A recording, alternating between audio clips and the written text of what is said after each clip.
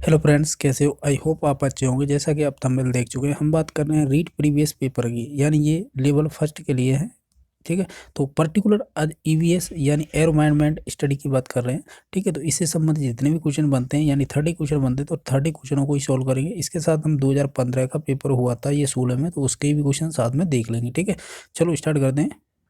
आपको ये भी देखना चाहिए कि जब आपकी ये 2017 की परीक्षा 18 में कंडक्ट कराई गई थी, उस टाइम पे क्या है कि आंसर की ऑफिशियल आंसर की है, जैसे कि आपको दिखाई दे रही है। तो इसमें क्या है, जैसे हम अगर देखें कि हम जो पेपर सॉल्व करवा रहे हैं वो ऐप सीरीज का है, तो आप देख पाओगे ये जो है, ये आपकी जो मैं पेपर सॉल्व करवा रहा हूँ तो उसकी आंसर की है। तो आपको ये ध्यान देना है कि इसमें से कुछ क्वेश्चन है डिलीट किए गए थे। तो जैसे ये क्वेश्चन नंबर 149 नंबर है, ये डिलीट किया गया था। ठीक है, इसके अलावा और कोई क्वेश्चन डिलीट नहीं किया गया है। ठीक है, तो ये भी जानकारी होना जरूरी है। चलो स्टार्ट करते हैं क्वेश्चनों से। जैसा कि आप देख पा रहे हो, यहाँ से स्टार्ट कर रहे हैं हम। 121 नंबर क्वेश्चन से स्टार्ट होता है, यानी ईवीएस के। ठीक है, तो पहला क्वेश्चन बना था कि राजस्थान का राज्य पक्षी कौन सा है। तो आप बखूबी जानते हैं घोड़ावड़ राजस्थान का राज्य पक्षी है। चलो अगला क्वेश्चन देख लेते हैं। आपका अगला क्वेश्चन बना था, वो बना था इन्हें सुमेलित करना था। इसमें से बताना है कि राइट कौन सा है, यानी इसमें से जो राइट है वो है भारतीय वनस्पति सर्वेक्षण है, ये आपका कोलकाता में। ठीक है, तो यही राइट आंसर था। ठीक है, अगला देख लेते हैं।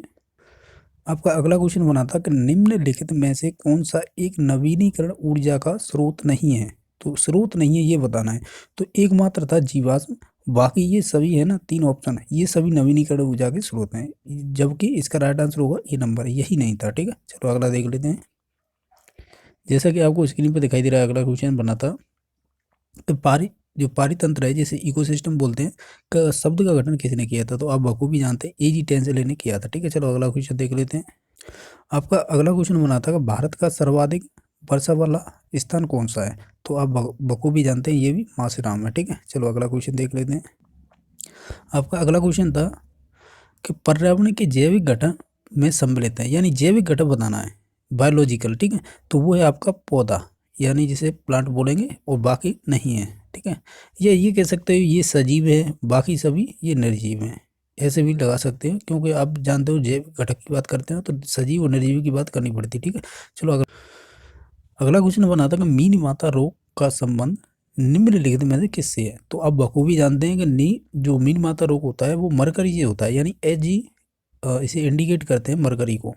ठीक है, ये मरकरी होती है, ये द्रव धातु के अकॉर्डिंग आती है, तो ये मरकरी है जो मीन माता रोग के लिए, जिसे मीन माता रोग होता है वो होता है मरकरी से। ठीक है, चलो अगला। आपका अगला क्वेश्चन बना था कि निम्नलिखित में से अप्रक्षेपित सामग्री कौन सी है। यानी अप्रक्षेपित का मतलब होता है जिसे प्रक्षेपित नहीं कर सकते हैं। तो देखो, प्रक्षेपित सामग्री इसमें से अप्रक्षेपित पूछिए तो ये इसमें से राइट आंसर होगा चार्ट। ठीक है, बाकी ये तीनों हैं, ये प्रक्षेपित सामग्री है। ठीक है, चलो अगला क्वेश्चन देख लेते हैं। आपका अगला क्वेश्चन बना था कि निम्नलिखित में से कौन सी गतिविधि पर्यावरण संरक्षण से संबंधित नहीं है। तो ये बताना है, तो ये होगा वनोन्मूलन। ठीक है, इसका पहला ही ऑप्शन हो जाएगा, बाकी सभी ये संरक्षण से संबंधित है। ठीक है, अगला क्वेश्चन है। अगला क्वेश्चन आपका ये बना था कि पर्यावरण शिक्षा में सामूहिक चर्चा संबंधित शिक्षण विधि कौन सी है। तो सामूहिक की बात कर रहा है, तो सामूहिक होगी विचार गोष्ठी, जिसे बोलते हैं सिम्पोनिज्म। ठीक है, चलो अगला क्वेश्चन देख लेते हैं। आपका अगला क्वेश्चन बना था कि सतत एवं व्यापक मूल्यांकन सीसीई का मुख्य उद्देश्य क्या है। ठीक है, सीसीई यानी continuous and continuous comprehensive evolution, ये बोलते हैं इसे, सीसी की फुल फॉर्म। ठीक है, तो ये कह रहा है कि इसका मुख्य उद्देश्य क्या होता है। इसका राइट आंसर होगा पहला, विद्यालय में उपस्थित समय बालक के प्रत्येक पहलू का मूल्यांकन करना। ऑप्शन और भी सही है ये, लेकिन ये समस्त पहलू इसने लगा दिया है, यानी प्रत्येक पहलू का मूल्यांकन कर रहा है, तो ये सभी चीज़ें इसी के अंदर समाहित हो जाती है। अकॉर्डिंग टू इसका राइट आंसर हो जाएगा पहला। अगला क्वेश्चन देख। आपका अगला क्वेश्चन था कि IEEP का पूरा नाम, ये बोल रहा है IEEP का पूरा नाम क्या है, यानी ये फुल फॉर्म पूछिए। तो इसका होगा इंटरनेशनल एनवायरमेंटल एजुकेशन प्रोग्राम, यानी बी नंबर ऑप्शन इसका राइट आंसर होगा। ठीक है, अगला क्वेश्चन देख लेते हैं। अगला क्वेश्चन बना है, ये आपका है पर्यावरण अध्ययन शिक्षण के दौरान विद्यार्थियों की शैक्षिक उपलब्धियों को देखने के लिए निम्नलिखित में से आकलन सूचक का प्रयोग नहीं करना चाहिए। कौन से का नहीं करना चाहिए, तो वो है उपचारात्मक शिक्षण करना। ठीक है, ये आपको किसी चीज़ का कमी दिखाई दे जाती है, यानी निदानात्मक परीक्षण के बाद उपचारात्मक किया जाता है। ठीक है, तो ये इसने ये पूछा है कि आकलन सूचन का प्रयोग नहीं कर सकते, तो ये 4 नंबर ऑप्शन होगा, बाकी सभी आकलन के सूचक होते हैं। ठीक है, चलो अगला क्वेश्चन देख लेते हैं। आपका अगला क्वेश्चन नंबर था, निम्नलिखित में से कौन सी विशेषता अच्छे शिक्षण की नहीं है? अच्छे शिक्षण की विशेषता नहीं है, वो है ऑप्शन नंबर सी, यानी अच्छा शिक्षण मूल्य आधारित नहीं होता है, यही पूछा है उसने, नहीं है तो वो यही है। ठीक है, अगला देख लेते हैं। आपका अगला क्वेश्चन था कि निम्नलिखित में से कौन सा एक विकल्प है जो पर्यावरण अध्ययन की विषय वस्तु को सम्मिलित नहीं किया जाता है? तो कौन सी ऐसी वस्तु है जो पर्यावरण अध्ययन के विषय वस्तु में इसे क्या बोलते हैं, सम्मिलित नहीं करते हैं? तो ये आप ऑप्शन नंबर बी पे जाओ तो राजनीतिक संरचना है, इसे ही सम्मिलित नहीं करेंगे, बाकी सभी को हम सम्मिलित कर सकते हैं। ठीक है, इसका राइट आंसर हो जाएगा बी नंबर ऑप्शन। अगला देख लेते हैं। अगला क्वेश्चन था कि निम्नलिखित में से कौन सा अधिगम के प्रयास एवं त्रुटि से संबंधित नहीं है? यानी ये थॉर्नडाइक की बात कर रहा है, तो कौन सा संबंधित नहीं है ये बताना है। प्रयास एवं त्रुटि, देखो तत्परता ये मुख्य नियम में आती है, अभ्यास मुख्य नियम में आता है और प्रभाव मुख्य नियम में आता है। ठीक है, तो ये पुनर्वरण की बात नहीं की गई है। अगर पुनर्वरण का नियम की बात करें तो ये स्किनर ने दिया है। ठीक है, अगर पर्टिकुलर ये पूछे कि सिद्धांत किसने दिया है तो ये क्लार्क हल ने दिया है, ये ध्यान देने की बात है। ठीक है, चलो अगला देख लेते हैं। आपका अगला क्वेश्चन था, भारत में बाल श्रम को प्रतिबंध करने के लिए बाल श्रम निषेध विनिमय अधिनियम किस वर्ष में पारित किया गया था? वो 1986 में किया गया था। ठीक है, ये फैक्चुअल क्वेश्चन। अगला देख लेते हैं।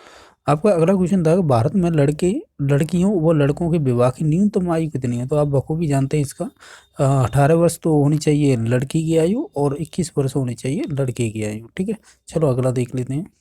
आपका अगला क्वेश्चन था कि राजस्थान की वस्त्र नगरी का क्या नाम है? तो राजस्थान की वस्त्र नगरी का नाम है भीलवाड़ा। ठीक है, अगला देख लेते हैं।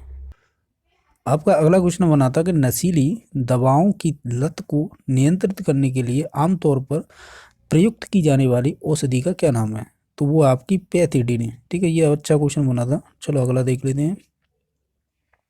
अगला क्वेश्चन ये है कि निम्नलिखित में से कौन सा 100% यानी 100% खुले में शौच मुक्त ODF राज्य कौन सा है?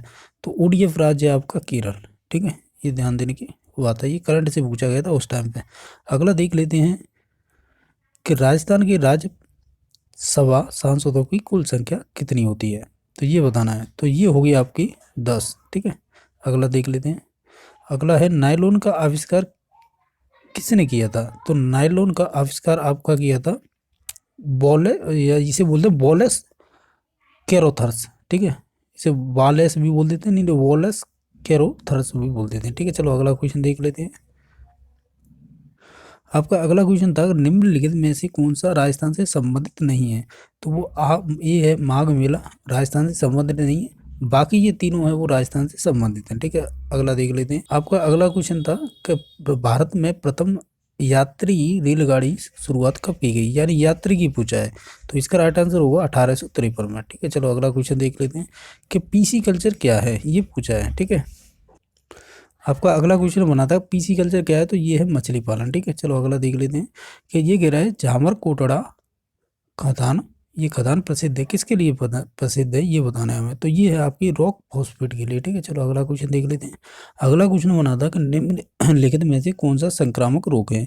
तो आप बखूबी जानते हैं, इसका जो राइट आंसर होगा वो होगा डिप्थीरिया। ये एक संक्रामक रोग है जो बैक्टीरिया यानी जीवाणु के द्वारा ये होता है। ठीक है, चलो अगला क्वेश्चन देख लेते हैं।